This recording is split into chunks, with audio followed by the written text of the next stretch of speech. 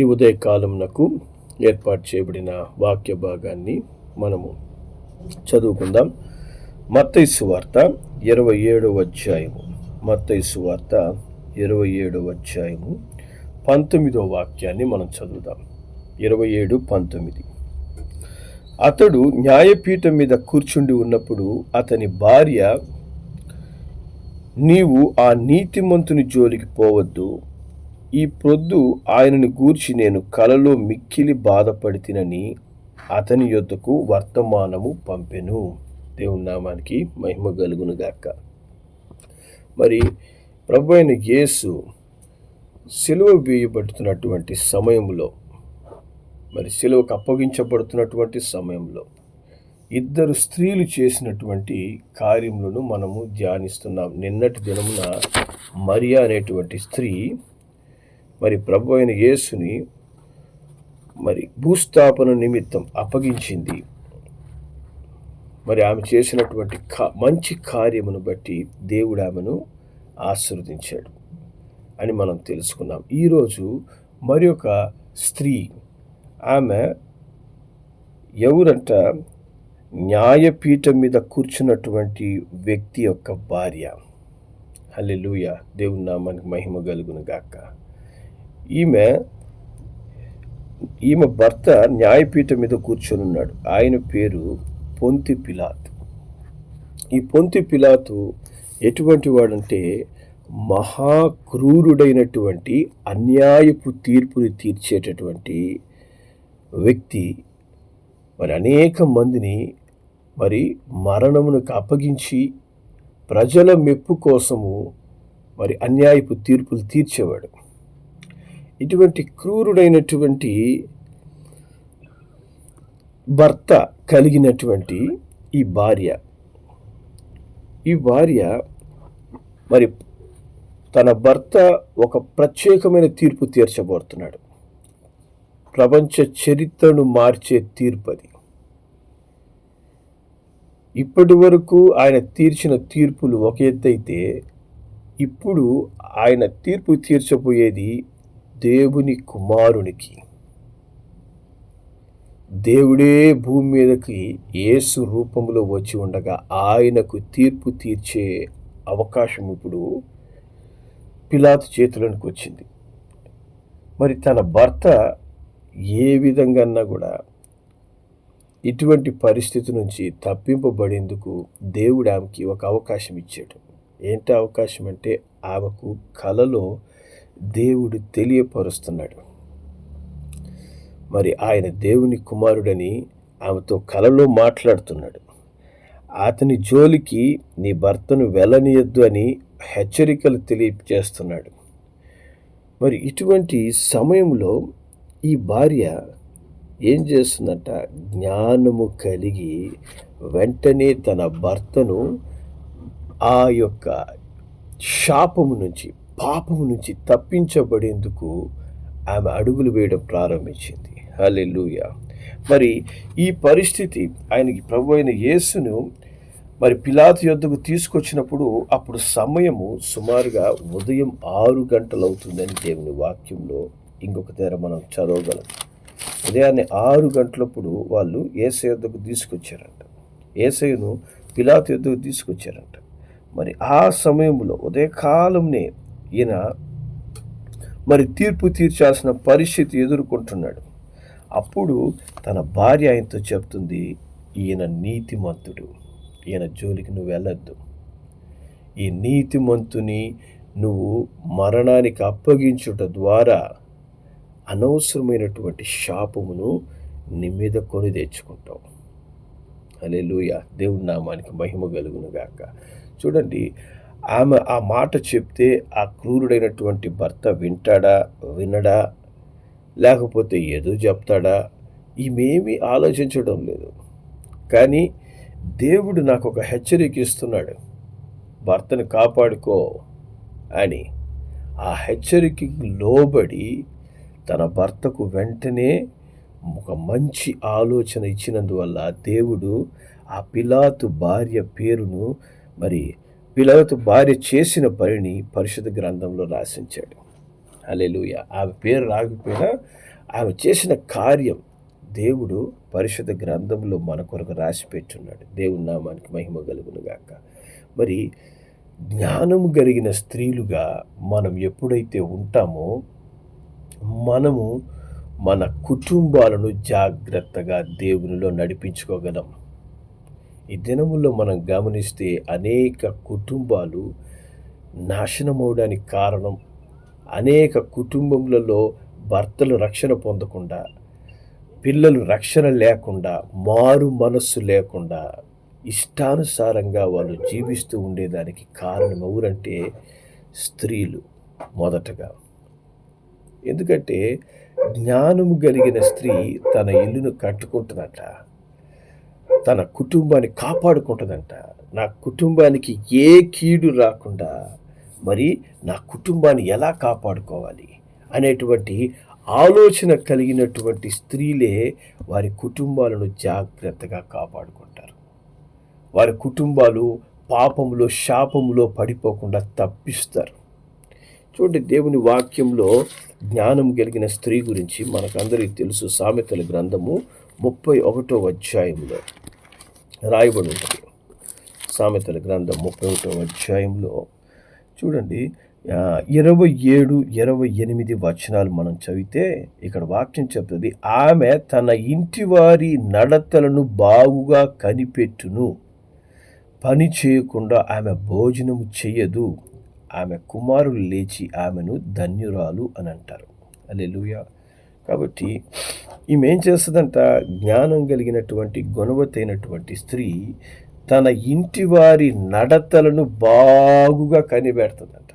హల్లెలూయా. బాగుగా ఒక్కొక్కరు ఎలా ఉన్నారు, ఏం చేస్తున్నారు, ఏమి చేయడం లేదు. మరి ఈ దినాల్లో స్త్రీలు ఎట్టయిపోయినారంటే మరి కుటుంబ బాధ్యతల మీద స్పష్టత లేదు, మరి కుటుంబం పట్ల ప్రేమ లేదు.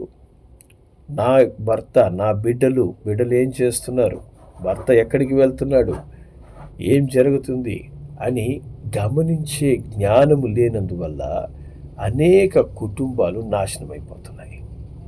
అనేక కుటుంబాలు శాపగ్రస్తమైపోతున్నాయి. ఎందుకని వాళ్ళు పాపములో శాపములో దుర్మార్గపు పనులు చేస్తున్నటువంటి భర్త కావచ్చు, పిల్లలు కావచ్చు, అది ఆ కుటుంబానికి శాపాన్ని తీసుకొని వస్తుంది.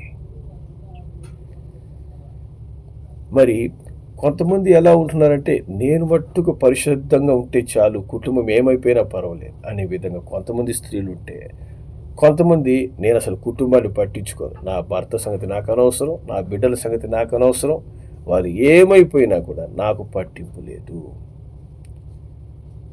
కాబట్టి నా బ్రతుకు నేను బ్రతుకుంటే చాలు. జాగ్రత్త. తర్వాత కుటుంబము గురించి లెక్క ఎవరిని అడుగుతారు? దేవుడు జ్ఞానం కలిగిన స్త్రీ కుటుంబాన్ని కట్టదని చెప్పాడు. కాబట్టి కుటుంబాన్ని కట్టాల్సిన బాధ్యతను దేవుడు స్త్రీకి మొదటగా ఇచ్చాడు.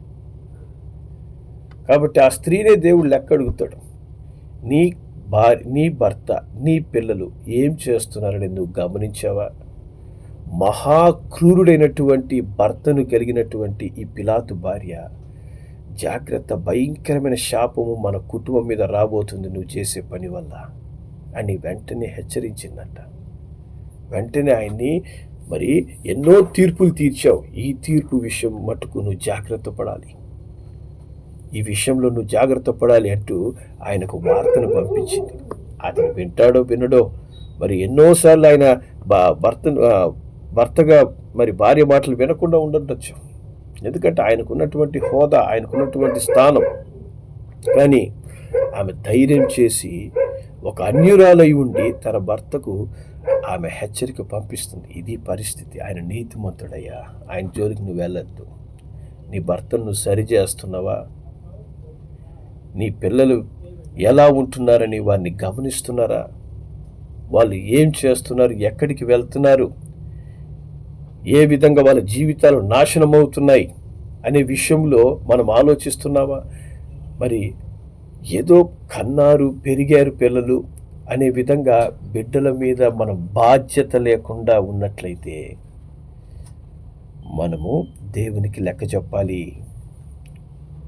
భర్త పట్ల, బిడ్డల పట్ల బాధ్యత లేని భార్యలుగా మీరు ఉండకూడదు. మరి పిలాతు భార్య ఒక అన్యురాలై ఉండి కూడా తన భర్తను కాపాడుకుంటుంది. ఒక క్రూరమైనటువంటి భర్తను రక్షించుకుంటుంది.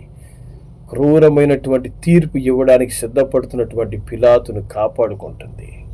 మరి నీ భర్త, నీ బిడ్డలు క్రూరులుగా ఉన్నారా? మూర్ఖులుగా ఉన్నారా? మాట వినని వారిగా ఉన్నారా? వారిని కాపాడడానికి నువ్వేం చేస్తున్నావు? ఏ విధమైన అడుగులు వేస్తున్నావు? ఈ దినమున క్రైస్తవ కుటుంబాలు సమాజానికి అవమానకరంగా తయారైపోయినారు. అనేక క్రైస్తవ కుటుంబాలను చూస్తుంటే వీళ్ళు క్రైస్తవులని ప్రశ్నించే స్థితిలో ఉంటున్నారు. క్రైస్తవ పిల్లలు ఈ విధంగా ఉంటారా? క్రైస్తవులైన వాళ్ళు ఈ విధంగా ప్రవర్తిస్తారా? ఇంత మూర్ఖపు మాటలు వారి నోట్లోంచి వస్తుందా? ఇట్లాంటి అన్యాయపు బ్రతుకులు వాళ్ళు బ్రతుకుతారా? వాళ్ళు మా దేవుడు పరిశుద్ధుడంటూ పాపములో జీవిస్తారా? దినమంతా దేవునికి లోబడక మరి వారి జీవితాలు తమ మార్గంలో వాళ్ళు జీవిస్తుంటారా అని దేవునికి అవమానం కలిగించేటటువంటి కుటుంబాలు ఈ దినమున అనేకం మనం చూస్తున్నాం. కారణం ఏంటంటే స్త్రీలు జ్ఞానం లేకుండా ఉంటున్నారు. వారి జ్ఞానాన్ని సాతానుడు దొంగలిస్తున్నాడు. ఏ విధంగా? వ్యర్థమైనటువంటి వారితో మాట్లాడడం, వ్యర్థమైన మరి కార్యక్రమాలు చూడటం, టీవీ సీరియళ్ళు కావచ్చు, ఇంకా వ్యర్థమైనటువంటి అనవసరమైన విషయాలు కావచ్చు, మరి వ్యర్థమైనటువంటి సెల్ ఫోన్లో షార్ట్లు కావచ్చు, ఇంకేదన్నా వ్యర్థమైనటువంటి సినిమాలు కావచ్చు, ఎన్నో విషయాలు మరి దేవుని బిడ్డల యొక్క జ్ఞానాన్ని దుష్టుడు దొంగలిస్తున్నాడు. వ్యర్థమైన వారి గురించే ఆలోచించుకోవడం. కొంతమందికి ఏంటంటే ఎలా ఉంటారంటే వారు తమను గురించే ఆలోచించుకొని నేను బాగుండాలి, నేను చక్కగా కనపడాలి, నేను నా జీవితం చూసుకుంటే చాలు అనేటువంటి ఆడవాళ్ళు చాలామంది తయారై ఉన్నారు. జాగ్రత్త, దేవుడు నిన్ను ఖచ్చితంగా లెక్కడుగుతాడు. నీ భర్త పట్ల నీ యొక్క బాధ్యత ఏంటి? నీ భర్తను రక్షించడానికి దేవుడు నిన్ను ఎన్నుకోలేదా? నీ బిడ్డల రక్షణలో నడిపించడానికి దేవుడు నిన్ను ఎన్నుకోలేదా? మరి వారి పట్ల నీ బాధ్యత ఏంటి? ఏం చేస్తున్నావు? హల్లెలూయా. కాబట్టి ఈ యొక్క పిలాతు భార్య మనకు ఒక ఉదాహరణ. మరి అదేవిధంగా పురుషులు కూడా ఎట్టయిపోతున్నారంటే మరి అంత స్త్రీకే వదిలిపెట్టేస్తారు. నువ్వే చూసుకోవాల్సిందే, నాకు సంబంధం లేదు, కుటుంబ బాధ్యతలు నాది కాదు, నేనేం చేయాలి, నేను ఉద్యోగం చేయాలి, నా పని చూసుకొని నేను ఇంటికి వస్తే చాలు. కానీ దేవుని వాక్యము ఏం చెప్తుంది పురుషుల గురించి? దేవుని వాక్యంలో ఎఫెసీలకు రాసిన పత్రిక 6వ అధ్యాయం, ఎఫెసీ 6వ అధ్యాయం 4వ వచనంలో దేవుని వాక్యము ఈ విధంగా చెప్తుంది: తండ్రులారా, మీ పిల్లలకు కోపం రేపక ప్రభు యొక్క శిక్షలోను బోధలోను వారిని పెంచండి. తండ్రులకు బాధ్యతలు లేవని కాదు, మగవారికి కూడా దేవుడు కొన్ని పనులు అప్పగిస్తున్నాడు. ఏంటిది? మీ పిల్లలను జాగ్రత్తగా దేవుని యొక్క వాక్యానుసారమైన శిక్షలో బోధలో వారిని పెంచాలి. వారిని పరిశుద్ధులుగా పెంచాలి, దేవునిందు భయభక్తులుగా పెంచాలి. లోకానుసారమైనటువంటి ఇష్టానుసారమైన జీవితాల్లో ఆ బిడ్డలు కనపడకూడదు. లోకపు పాపములలో వాళ్ళు మొనగకూడదు. జాగ్రత్తగా పెంచాల్సిన బాధ్యత తండ్రిది కూడా. తల్లితో పాటు తండ్రి కూడా గమనించాలి, బాధ్యతలు తీసుకోవాలి. కుటుంబమును జాగ్రత్తగా ఈ లోకంలో క్రైస్తవ కుటుంబాలంటే ఇట్లా ఉండాలని ఒక మాదిరిగా మన కుటుంబం ఉండాలి. మన కుటుంబం చూసిన వాళ్ళు ఇటువంటి మాదిరిగా మా కుటుంబాలు తయారవ్వాలని ఆశపడే రీతిలో నీ కుటుంబం నిలబడాలి. నీ బిడ్డలు, నీ భర్త అటువంటి అనుభవాలు నడవాలి. నీ భార్యను నువ్వు ఆ విధంగా నడిపించుకోవాలి. భర్తలు భార్యను నడిపించాలి. అవిశ్వాసైన భార్య అయితే ఆ భార్యను రక్షణలో నడిపించడానికి నువ్వు ప్రయాసపడాలని దేవుడు చెప్తున్నాడు. 1 పేతురు 3వ అధ్యాయము 7వ వచనంలో దేవుడు ఈ మాట చెప్తాడు. 1 పేతురు 3:7 అటువలనే పురుషులారా, జీవమను కృపావరంలో మీ భార్యలు మీతో పాలివారై ఉన్నారని ఎరిగి ఎక్కువ బలహీన ఘట్టమని భార్యను సన్మానించి మీ ప్రార్థనలకు అభ్యంతరం కలుగకుండానట్లు జ్ఞానం చొప్పున వారితో కాపురం చేయి. కాబట్టి పురుషులు కూడా జ్ఞానము కలిగి మరి వారి కుటుంబాన్ని నడిపించాలని దేవుడు చెప్తున్నాడు. ఒకవేళ పిలాతు లాంటి భర్త గనిగి ఉన్నట్లయితే, మరి మూర్ఖురాలైనటువంటి భార్య గని ఉన్నట్లయితే వారితో జ్ఞానం కలిగి నడుచుకోవాలి. వారిని సరైన రీతితో దేవుని మార్గంలో నడిపించేందుకు ప్రయాసపడాలి. మరి పిలాతు భార్య ఒక అద్భుతమైన పని చేసింది. మరి ఇంకొంత ఆలస్యమైంటే ఆయన తీర్పు తీర్చుండేవాడు. తీర్పు తీర్చుంటే ఎవరికి ఇప్పటి వరకు తీర్చిన తీర్పులన్నీ కూడా సామాన్యమైనవి. ఇప్పుడు తీర్చేది దేవుని కుమారుని గురించి. ఆయన అట్టి తీర్పు గనుక తీర్చుంటే వారి కుటుంబం శాపగ్రస్తమై ఉండేది. కానీ మరి పిలాతు భార్య ఇచ్చిన ఆలోచనను తీసుకొని ఆయన ఏం చేస్తున్నాడు? 24వ వచనంలో, మత్తయి సువార్త 27వ అధ్యాయము 24వ వచనంలో అక్కడ ఆయన అంటున్నాడు. 23, 24 చదువుతాం.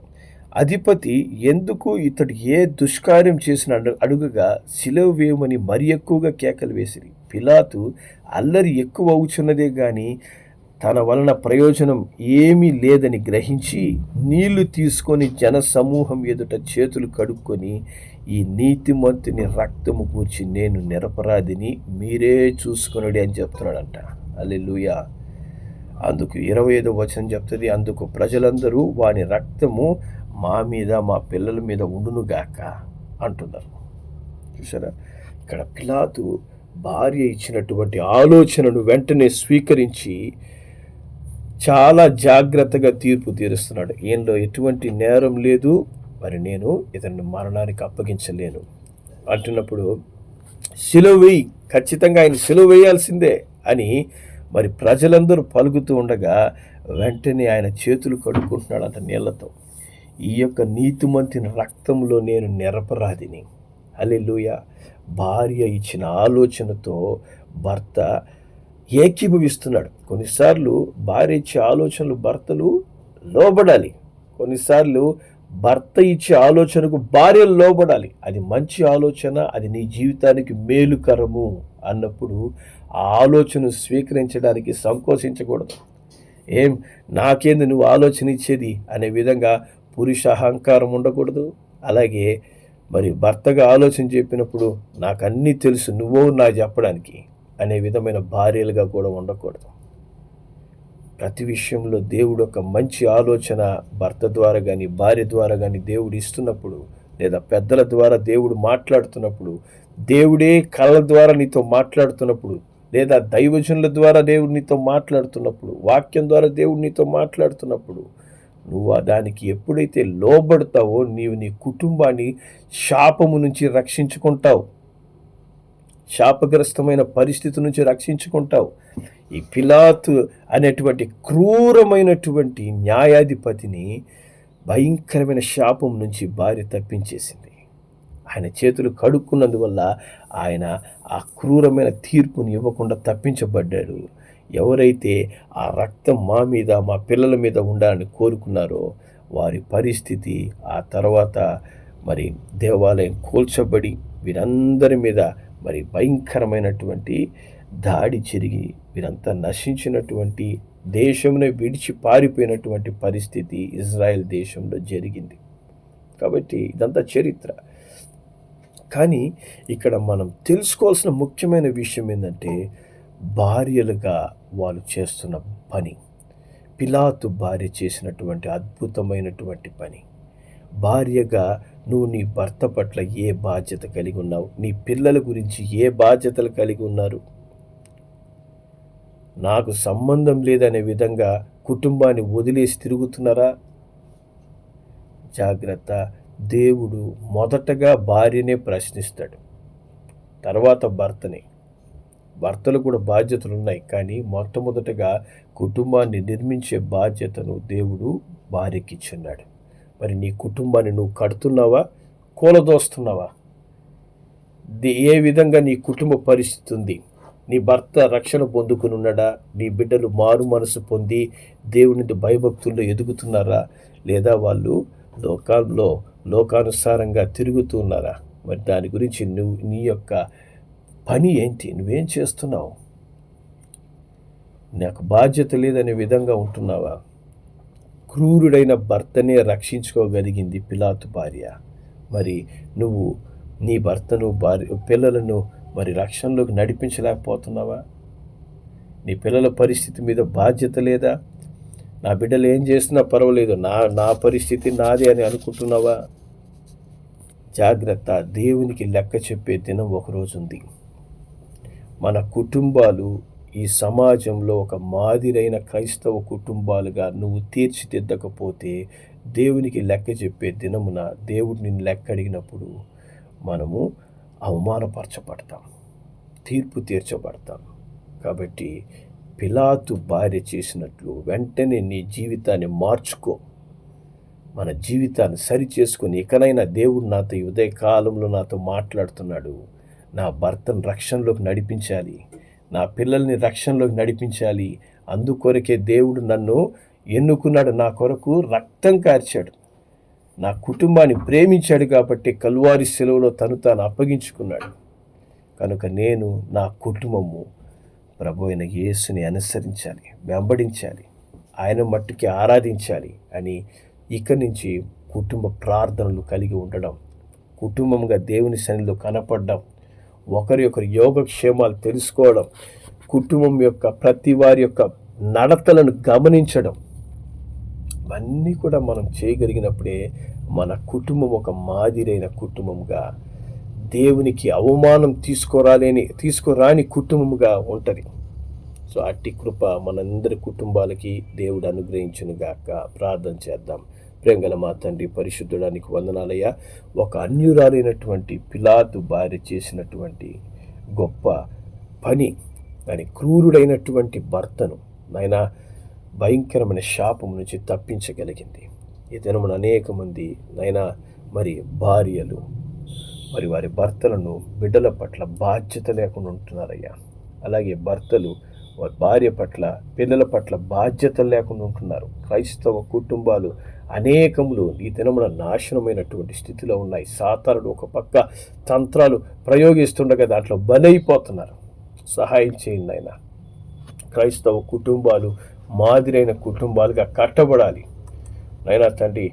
ప్రతి ఒక్కరు కూడా బాధ్యతలు కలిగి, మరి దేవుడు ఎందు నిమిత్తము నాకు ఒక కుటుంబాన్ని ఇచ్చాడు, మరి నాకు భర్తను, పిల్లలను ఇచ్చాడు, ఆ బాధ్యత ఎరిగి గ్రహించి దాని అనుసారంగా కుటుంబాన్ని కట్టుకునే కృపను నాయన ప్రతి స్త్రీకి, ప్రతి పురుషునికి మీరు అనుగ్రహించమని యేసు నామములో ప్రార్థిస్తున్నాను తండ్రి. ఆమేన్.